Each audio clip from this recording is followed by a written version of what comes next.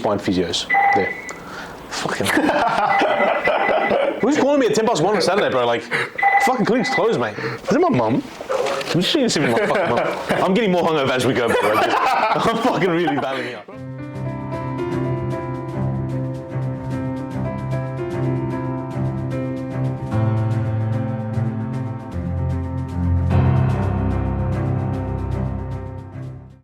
All right, so is there any other pieces of new research that you've come across? Yeah, I think that'll probably go ahead with what I was just saying. That's probably more interesting ones that I found about my tendon loading type stuff. I really love like the tendon loading research stuff. I think it's really fascinating, really cool from a histological perspective all the way up to like assessment, diagnostics, rehabilitation, all that kind of stuff as well. So for example, like this isn't really necessarily research, this is more like discussion with Ebony, Rio and Jill Cook and those guys, the tendon gurus in the sports masters. But for example, I think with you guys as younger physios diagnosing, we talked about it the other day, but patellar tendinopathy, right? And Jill was kind of saying that unless you have a young jumping male athlete, that it's to look somewhere else. That's probably not going to be patellar tendinopathy. And I think because we focus so much of it from a histological and a pathophysiological perspective at uni, and we read up about the tendon collagen matrix and type 1 and type 3 fibers and all those guys, that we tend to look for those things everywhere when sometimes it's a little bit more simple. Like it's something it doesn't always need to be a tendon, even though it's close to a tendon. And then you look at things like, for example, the Achilles tendon, you're looking at the tendon or the paratendon. Okay, you're looking at plantaris and all these other little structures where we maybe don't really think of too much because we start to get on a little like the little kind of autopilot type mode when we can't. If you can't diagnose the difference between insertional tendinopathy or a mid-portion tendinopathy or a retrocalcaneal bursitis or a kind of frictiony type of tendinopathy, or if it's tensile load or compressive load, that's the kind of stuff that I think you need to be looking at as well, rather than just kind of saying, for example, I've got my tendon right here and I'm pushing on and palpating on and it's sore tendon. If it's not a jumping athlete, or if it's not like an athlete that specifically requires extended periods of use from the tendon, you've got to be looking elsewhere as well. So I know that's not necessarily new research, but I think in terms of the way that we approach patients based on that research is important to talk about as well. So there were a couple of things you said there that I want to revisit. You were talking about, so the Achilles. Yeah. There's the Achilles insertion, the plantaris, and you said something else. What did you say? The paratendon? Paratendon. Yep. Yeah. Well, I suppose if you look at the structure of the Achilles tendon as well, you've got your collagen matrix, and then you've got your paratendon, which is essentially like the casing or the coating of that tendon, and it kind of slides one within the other. Yeah. And we look at, for example, like the London Hospital test for Achilles tendinopathy, and we don't actually know why it works, but it tends to work quite well where if you have a patient in prone, and like I told you before, 9 times out of 10 you should be able to diagnose a tendinopathy without even seeing the patient or just from the subjective history. Patients in prone, you're palpating along the border of the tendon. If there's pain in the tendon, you get the patient to dorsiflex all the way up, and that pain should dissipate completely, and that's the way of diagnosing Achilles tendinopathy. The reason why we then look at diagnosing again into the paratendon is because if you have a nodule, for example, on the paratendon, you should be able to inject that with cortisone, and it tends to have not a bad kind of result with that. But if it's a tendon specifically, you're less likely to inject cortisone directly into the tendon and have more complications. Right. Okay. And from memory, with your paratendon, if there is a nodule, and you've seen before, like you don't always have palpable nodules on Achilles tendinopathy. They tend to be thickened, but they don't always tend to have palpable nodules. But if you're palpating on the nodule and you're dorsiflexing and plantarflexing and the nodule is moving, it tends to be more of the paratendon, and if it doesn't move, it's more the Achilles tendon. And so you talked about the cortisone injection. And how else would you manage a paratendon? So not so much different to the way you manage Achilles tendon, but then I think you'd have a little bit more of a look at the patient's footwear and making sure that they're not getting additional kind of friction on the tendon, because it's a little bit more superficial, and if you're getting a lot of heat friction and irritation of that tendon with new footwear, for example, it's going to be a lot more uncomfortable. And you can do all the eccentrics and isometrics that you want, but if you're still going to have those irritating factors there, it's probably not going to resolve as quickly as what you'd probably like. So you look at that as well, and then just same as everything else, you look up the chain, you make sure that their concentric calf strength is good, the single leg calf raises are equal, or they're at least kind of close to the normative values that we looked at as well, which you can kind of just find online if you just type it in. Stiff-legged postures, making sure that their biomechanics is good. So if they're hopping and jumping and landing, what their biomechanics looks like, if you can hear them land and if you can hear them jump, or if you can't compared to the other side. So there's lots of little tricks there you should be looking at as well. And I think if you look from a bottom up or a top down approach, from a biomechanical perspective, just making sure that you're not only just getting fixated on the Achilles and getting fixated on what's happening at the paratendon. If you're looking at the calf bulk, if it's different, if you're looking at their quad or hamstring bulk, if you're getting to hop and jump around and the sound that they're producing is different, or if they're getting like a unilateral hip drop and they've got dynamic Trendelenburg, which is a big problem, and just assessing the whole thing top to bottom.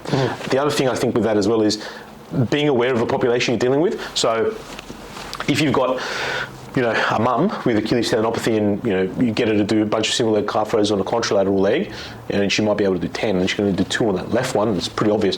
But with your athletes, these guys are machines, right? So these guys are incredibly strong.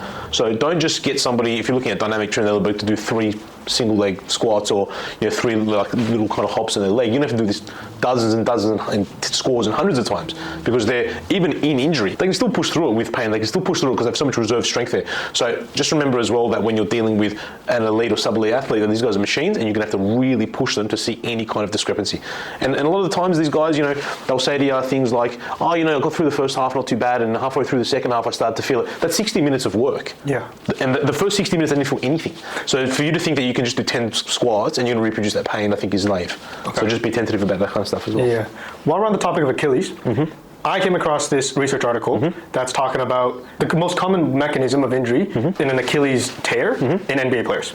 And so what they found was that the person is normally with the ball, and actually, I'm going to pull this up. Let me get this right. Yep. Okay. 5 key points that they mentioned. The ball is in the athlete's hand, and so 100% of the athletes had a dorsiflexed ankle position at the time of injury. Average trunk flexion relative to the hip was 54 degrees. Average knee flexion of the non-injured leg was 67.4. Also, the non-injured leg is usually the lead leg.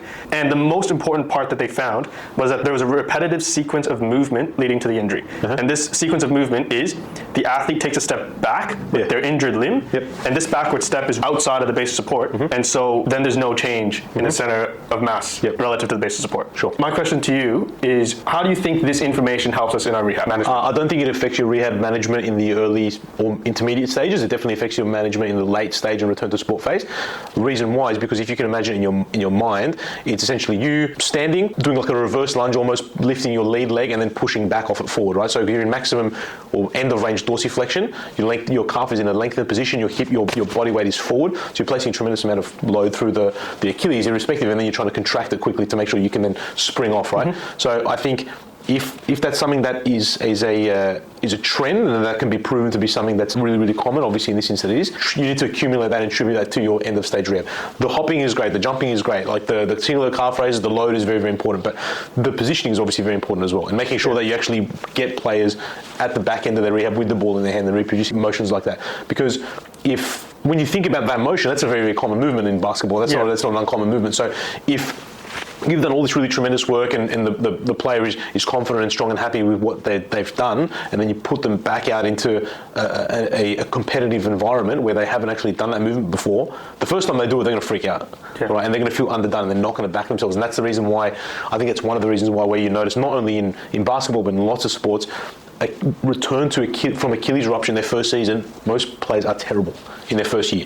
They're not the same player that they were and it takes them a good 12 months to regain that confidence and to regain that sharpness and that potency and that quickness that they had as well. So I think it's important. Also previously, you touched on insertional tendinopathies, mid-portion tendinopathies, muscle belly stuff, MTJ. How does that guide your rehab? Yep. Cool. So, okay, let's say for example you have an insertional tendinopathy. So it's not gonna particularly like end of range loaded dorsiflexion, right? Because it's tensile, right? It's going to be compressing on the calcaneus, and it's going to be irritating a lot of those fibers. So, for example, if you're going to go ahead and do an Alfredson protocol, would you get them doing the Alfredson protocol of eccentric loading into end of range dorsiflexion? No. Probably not. Okay. In the same way that if you had a mid-portion tendinopathy, they don't particularly mind north and south. They're quite happy to go throughout range.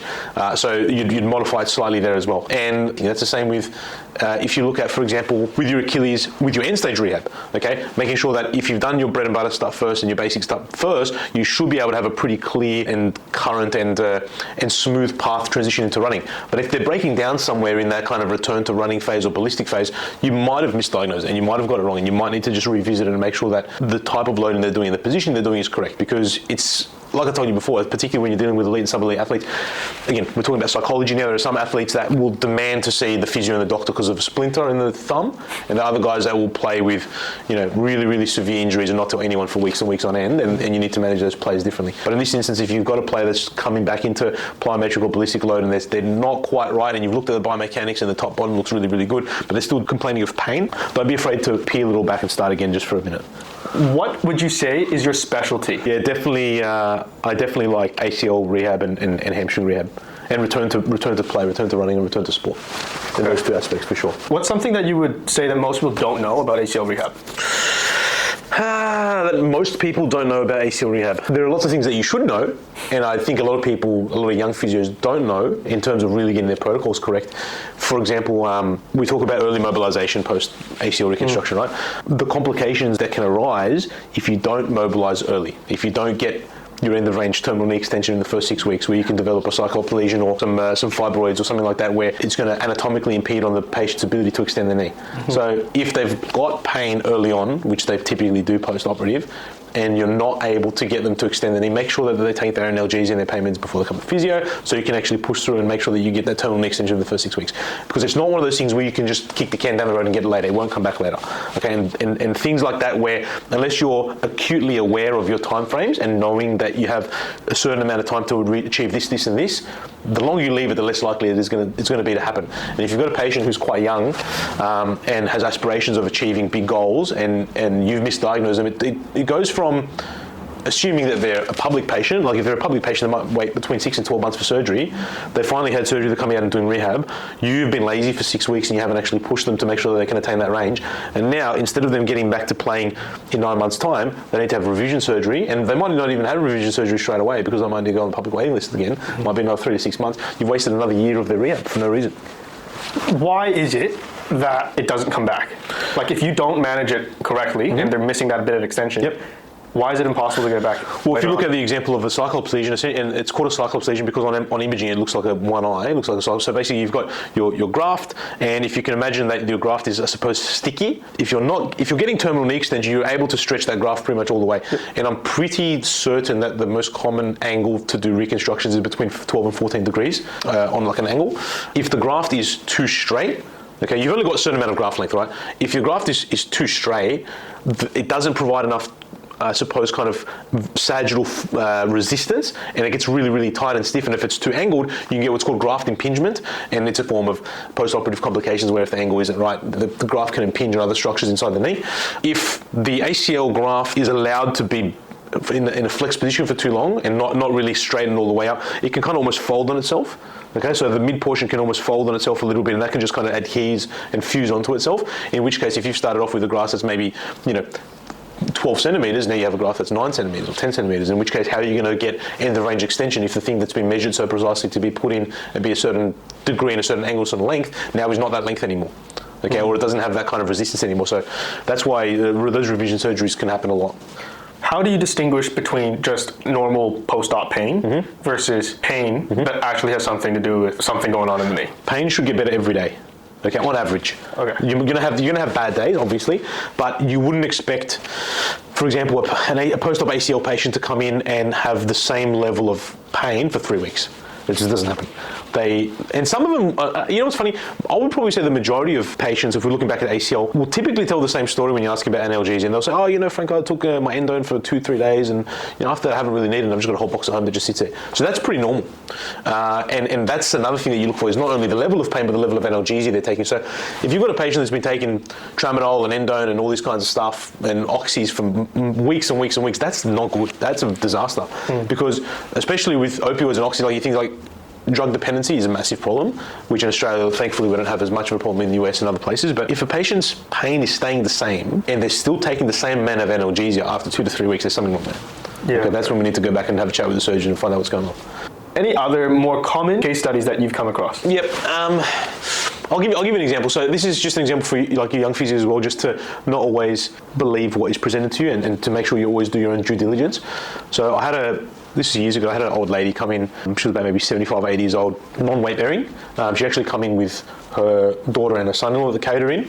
and she was unable to weight bear on her left leg, and said, "Oh, hey Franco, like this is my scans and this, that," and she had some stenosis, and she had a Scotty dog fracture and a couple of bits and pieces in the lumbar spine. But she's 80 years old with osteopenia and osteoporosis, all kinds of stuff, and I was like, okay, cool, yeah, that's fine. So we had a look at her x-rays and asked her where her pain was, and she said, oh, it's in my groin. Yeah, that's fine. It could be referring pattern from one of her lower lumbar segments. So I got her on sideline because I didn't want to get her in prone because she was not going to tolerate it. So I just kind of palpate her in side lying, and is this hurt? Does that hurt? Does that hurt? No pain anywhere throughout her lumbar spine. Even palpating directly on the supposed Scotty dog fracture and stenosis and a few other things.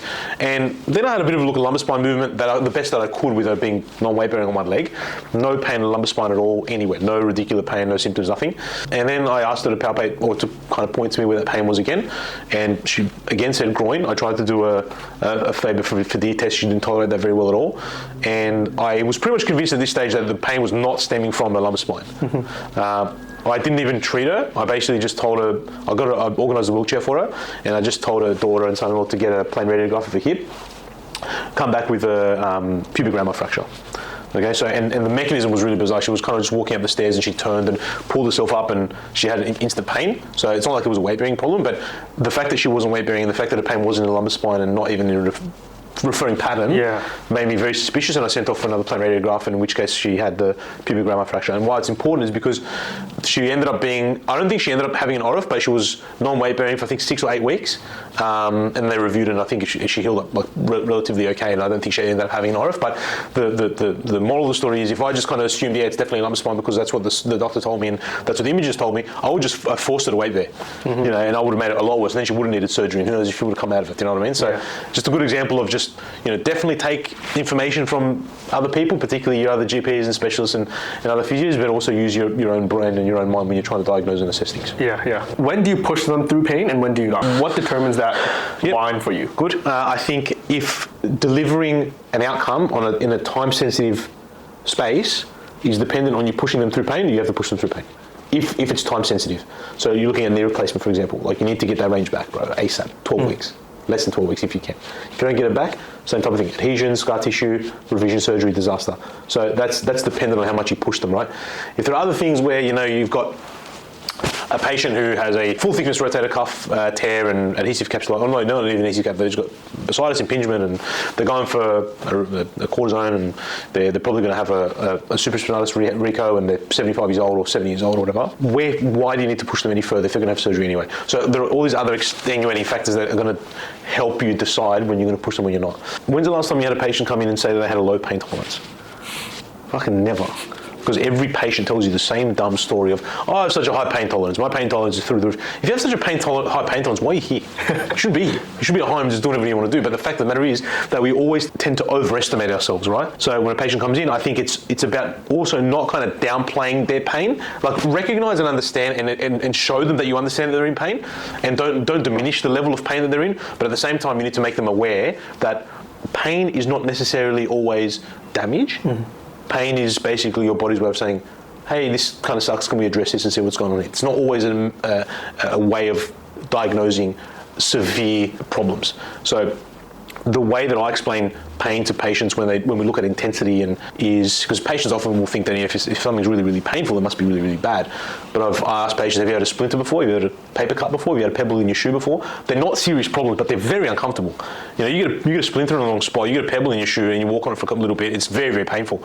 And in the same way, you can have patients with stage 4 cancer and not even know about it until it's too late. So that's a very, very serious problem with no pain or minimal pain. So I'll give them those analogies and those stories to make them understand it doesn't always correlate. Sometimes it does, sometimes it doesn't, but you need to mix and match when you can. All right, as we come to the end of the podcast, there is one topic that I'm going to ask. That's going to be a lengthy chat.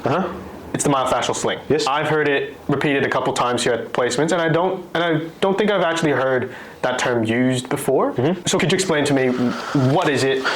Why is it important? How do we address it? All that type of stuff. Yeah, okay. Yeah, so look, your myofascial slings are exactly what it sounds like. It's a type of tissue. It's muscle and fascia combination tissue. You have it all over your body, and you have it in more complex areas or more dense areas than others. So for example, if you look at like your lateral sling, where you're looking at your ITB and your TFL and your glute min med and all those kinds of guys as well.